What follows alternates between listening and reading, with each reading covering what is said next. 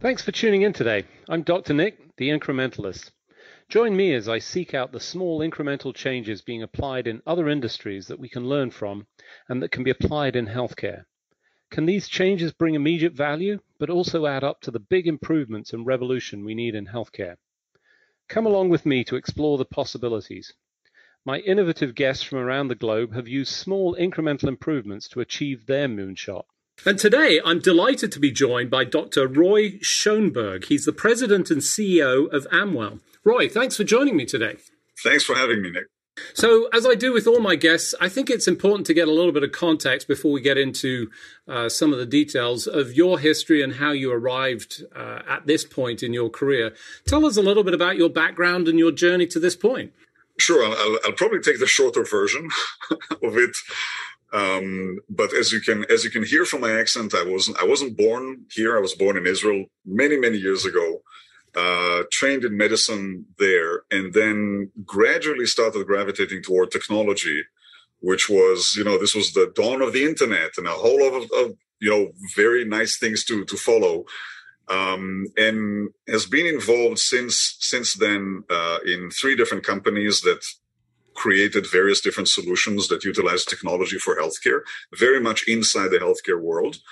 And then moved from Israel to Boston for a stint at a local university here, and stayed.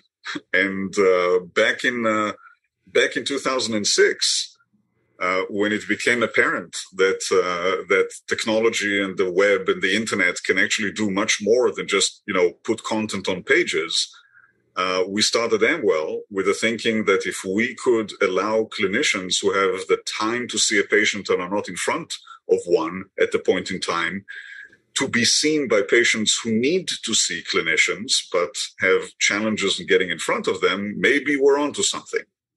Later, this became telehealth, but that was the beginning, and we've been there ever since. So first of all, you and I share a little bit of common background. Most people pick up that I'm not from around these parts. You pick up that deep Alabama accent. You have an accent there, yes. I've said this on the show before, and it won't be a surprise to some people, but telehealth was 2 years away for the last 10 years, yep. And I was saying it was still 2 years away, and that was dating back to the NASA times when they were doing telehealth with their astronauts. Right. Interesting, I learned just recently that Apollo 15 had some very significant medical details that wasn't publicly known at the time for one of the astronauts, but they were covering. So, there's a long history, and we got to this point, the pandemic arrived, and suddenly everybody was doing telehealth. You seemed like a true seer of the future, I'm sure, at this point, and hopefully in a good position, but we're still sort of muddling through this. Help us understand where you think things have gotten to at this point with the acceleration, but then I think some people are pausing and going, is this what we really want? Well, I think this is not unlike a lot of other technologies. The people that develop technologies are usually over-optimistic about how quickly they're going to get adopted because it's great. I mean, how could it possibly not be the best thing since sliced bread? And it's true about a lot of technologies. I think in healthcare, it is even more so because there are a lot of subtleties and a lot of dimensions in healthcare that are not immediately visible. When we go to see a clinician, it isn't just about getting a medication or treatment. It's a lot about reassurance. It's about trust. It's about knowing that at a point where we're vulnerable, we're in good hands. And when you build technologies that, in any way you look at them, reinvent the way that people are interacting with clinicians, getting those parts right is something that goes way beyond technology. It's an art. It is people's interaction for not just, screens or video conferencing. And I think the part that has changed dramatically, with COVID is that, like it or not, maybe because it was shoved into our throats, during COVID, I think that people crossed over to the point where they were getting comfortable with maintaining relationship with clinicians over this technology. The video conferencing was always okay. It got better with years and bandwidth and all those kind of things. But it is really about how people learn to maintain a comfortable relationship with clinicians that made the difference. And I would be the first one to say that that part should really be attributed not to the technology or the telehealth companies like us and others, but rather to primarily clinicians that, in my mind, have taken this technology over to a new ocean of opportunities because they realize that they're going to maintain those relationships over it. And that is why probably it took a while to get here, but we are in a different place now. Yeah, I think credit where credit is due, and you're right. It was the adoption, in part forced. I think there was, I put a spectrum of folks. There were some that were absolutely pushed, and well, I've got no choice, no problem, all the way through to folks that were already there going, really, you're only just here. But you're right. There was this generalized, actually, this is a lot better than people had imagined, certainly for those that were on the negative side. And I think we've seen the expansion that has been good for everybody, but it's come with some challenges. I mean, it has its own limitations. It's two-dimensional. I think we've seen a little bit of fatigue with this. It needs to be seen in the context of, a broader sense of taking care. How do you see that developing now, given what I would imagine is a 2 to 3 year accelerated learning opportunity for everybody involved? Yeah, I think the word balance is probably key here. In a way, telehealth is a care setting. To those who are not in the midst of healthcare lingo, a care setting can be a physician office, it can be an outpatient clinic, it can be an ER, it can be an inpatient bed in a hospital. These are all care settings that have been very well defined within the construct of care delivery. We know today that there are things that you can do in each one of them that are appropriate and things that you cannot. If your PCP is going to have an open heart bypass operation in their community practice, that won't go very well. I think the understanding is that these technologies are not an alternative. These technologies must be woven into the way that we surround our patients. And to different patients at different times, they will offer different value. Sometimes, we got familiar with telehealth as a convenience instrument, right? I mean, people who had the flu and, needed a Z-Pack very quickly. So it served along the line of quickly getting a solution. The value of telehealth for an elder patient who lives with cancer in their home or lives with a chronic condition in their home and have the ability to be maybe even every day being checked up upon by their nurse or their clinician in their home to see how they're doing. Are they taking their medication? Do they have side effects? Are they comfortable? By the way, there are other dimensions that are not just medication, like, behavioral elements and so on. When we start thinking about the technology utilized in that way, what we give those patients who are at home is the opportunity to actually stay there longer, which is where people want to age. I'm giving these as two examples. On one hand, you have the blind date, give me a Z-Pack. To the other side of maybe I can actually stay home longer before I have to be sucked into a skilled nursing facility or something else. This just gives you a better understanding of where the technology can be applied. Proper application of the technology is an art that we're still learning. It depends on patients' comfort level with it. It depends on clinicians' comfort level with it. It depends on reinventing the notion of collaborative care, because you have a lot of different people that can interact with the patient. And then there's a whole fun stuff that people don't like to talk about, like what are we going to do with reimbursement? What are we going to do with payment schedules? What are we going to do with RVUs, inside institutions and, efficiency metrics and where's the record going to be? And 50 million other things that we have to rethink completely in a world where healthcare surround patients over technology rather than in its buildings. Kind of coming back to the answer to your question, I think that it isn't right or wrong. It's whether you're using it with the right balance for the patient that's in front of you. Yeah, I like that a lot. And, as I'm thinking about the patients who jumped into this, and we saw a spectrum. I mean, I think it's important not to discount some of the inequity that already existed that, got amplified through some of this. I've heard some, quite frankly, awful challenges for some people who ended up having consults in their car because that was the only place that they could have, not typically on the clinician side, but, lack of privacy, lack of available resources, those things. And, those are challenging problems. But I think in general, it expanded access and people adopted it. And, ultimately, I think we'll see it as, to your point of, it's just a care setting, I think is the appropriate way to see it.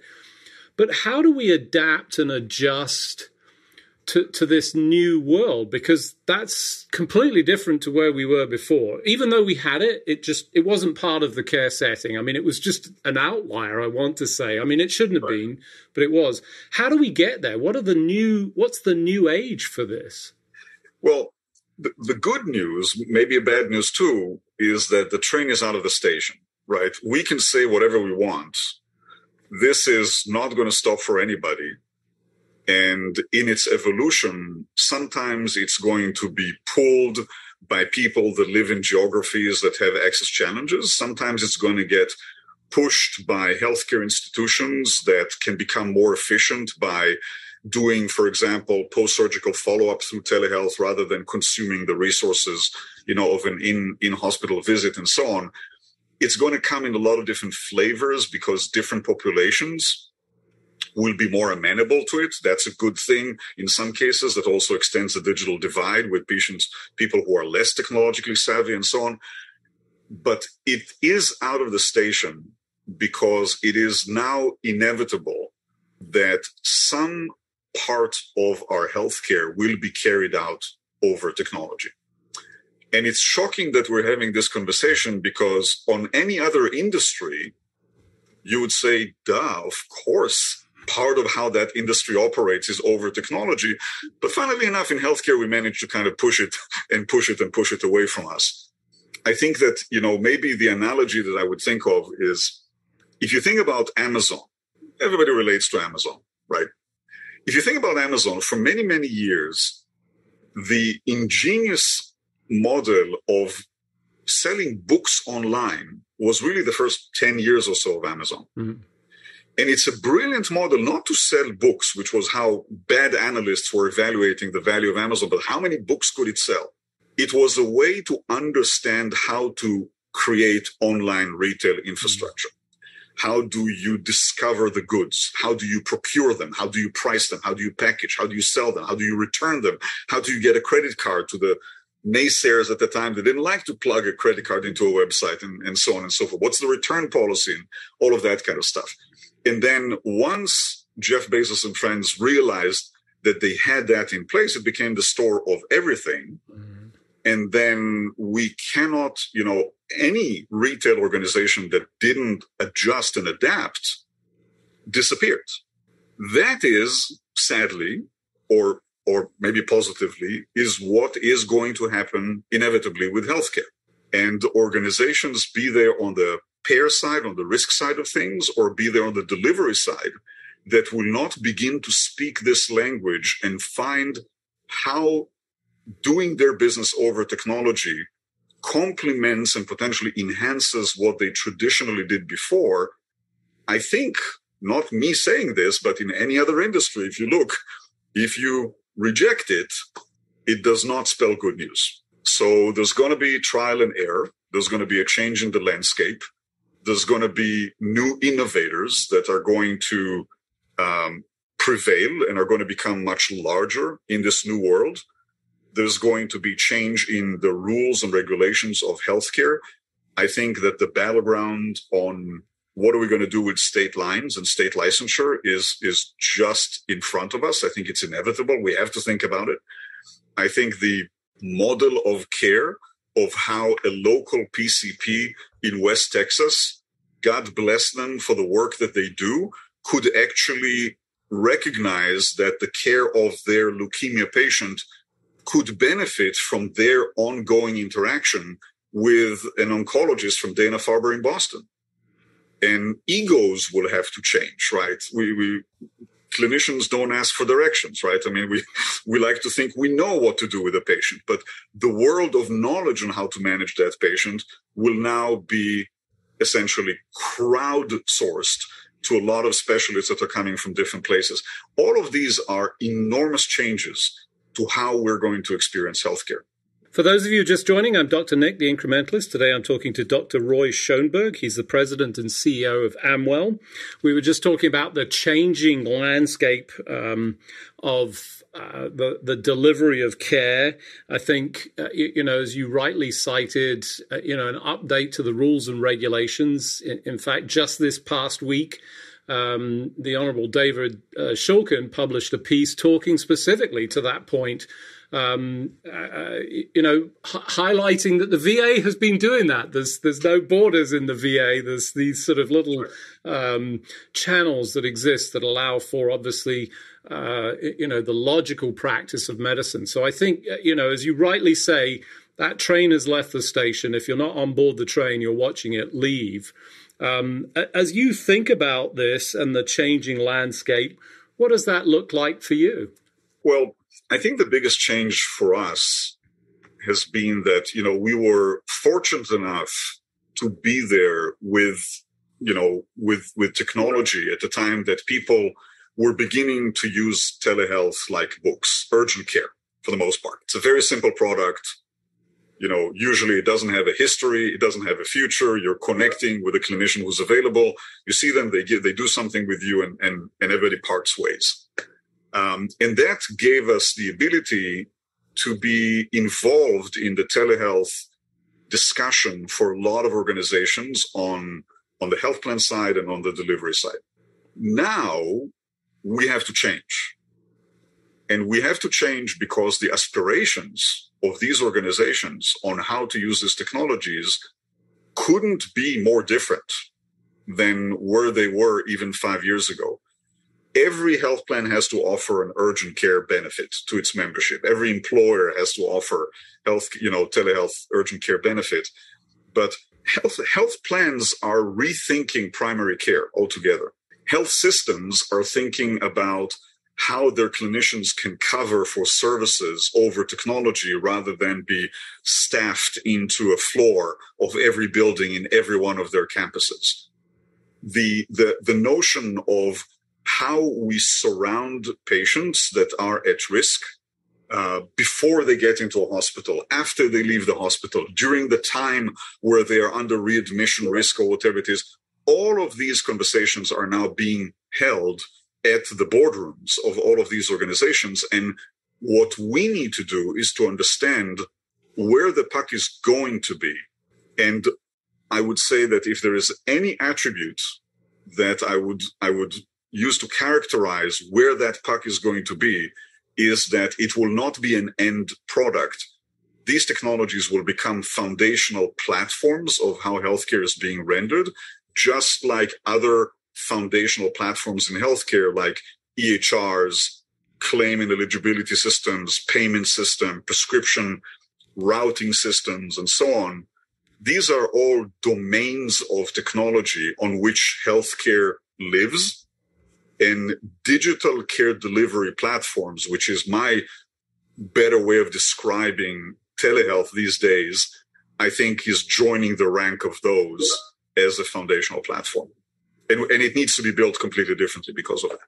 So as I listen to you, I think, it's no longer telehealth or, digital health delivery, but just health. It's part of that care setting premise that you described, very succinctly as the appropriate delivery of care in whatever channel is the appropriate channel. We can't put to the side the issue of the regulatory and the billing and so forth, because that's still going through its ruminations. We see a little bit of this push-pull. The floodgates are open. Now people are going, oh, maybe it's different. How do you see that developing? If you ever took a bet on how speedy the government is going to be, I think you pretty much kind of always lose. I think let's put it this way. I think there's a silver lining. Historically, regulations moved with the decision-making and the alignment and the consensus of the people that did healthcare. The doctors, the hospitals, the health plans, and so on, Medicare, and etc. And it took a while. Every change took a while. Glacial is the word. I think the difference here is because these technologies uniquely represent a completely different kind of healthcare experience to patients, we will be so much better off in the way that we experience healthcare if these technologies were allowed to take their rightful position in the delivery of care. There is a notion that we've never heard in healthcare, which is popular demand.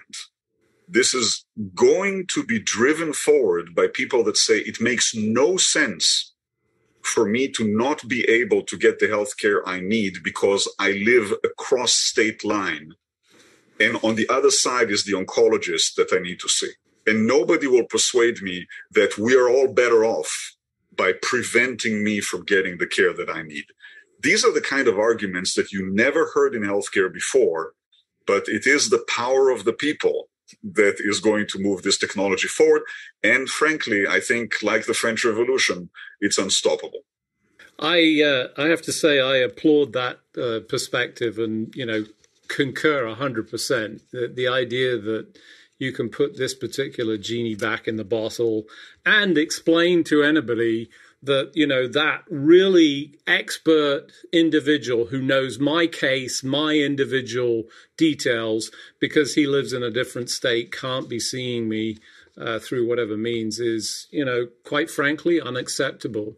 And I like that. Popular demand is going to drive us towards that. So given that as the sort of undercurrent, what are you excited about for the coming months? I think we are literally just we're going over a corner where we think of these technologies as a way to do healthcare on our phone or in our home. So we think about it as a change in the place where healthcare happens. The part that I think is more exciting is when we think about these technologies changing how we are surrounded by healthcare. Healthcare itself, the practice of medicine, is going to change. The arrival of automated care, automated companionship, digital companionship in the home, those are things that are unraveling right in front of us. And I'm excited because I have a hope that when I grow old, that is going to be how the world will surround me with what I need. And I think we're seeing this happening. So we're lucky to be here. Yeah, I concur. I always express this, that, my desire to, I don't want to say fix the healthcare system, because I bristle a little bit when people say it's broken. It's not broken. It's working as designed. We need to change the design. But it's not an entirely altruistic notion. I'm looking for it to be fixed so that I have an opportunity to access the care that's necessary as I need more and more of those services. And, as you describe it, I think this popular demand and, once again, it's this silver lining, hesitate to say it, from the pandemic that has pushed us forward and found us, in this position that says what we did before is unacceptable. And this is the way that we move forward. I'm excited with you. Roy, as usual, we've run out of time. It just remains for me to thank you for joining me on the show. Thanks for joining me. Thank you, Nick. Thank you for having me. It's a pleasure to be here. Thanks for joining me today. Do you have any better ideas, or have you found a small incremental change that's brought about a big improvement in your world? Let's continue the conversation on our hashtag, The Incrementalist, or share with me at DrNick1 on Twitter. You can find more information about the show on our program page at healthcarenowradio.com. And tune in next time to hear my discussions with leaders and innovators from around the globe who've revolutionized their space by using small incremental improvements to achieve their moonshot. I'm Dr. Nick, the Incrementalist, and I'm starting a revolution through evolution.